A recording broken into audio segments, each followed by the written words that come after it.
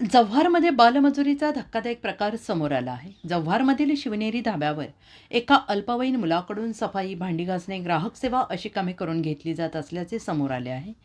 गरिबीचा गैरफायदा घेत शिवनेरी हॉटेल मालक कमी मजुरीत बालकामगारांकडून कामे करून घेत असल्याचं संतापजनक प्रकार समोर आला आहे.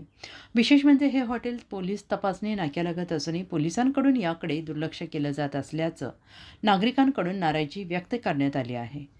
कामगार उपायुक्त पालघर यांनी तात्काळ दखल घेत हॉटेल चालकावर कारवाई करण्याची मागणी करण्यात येते आहे.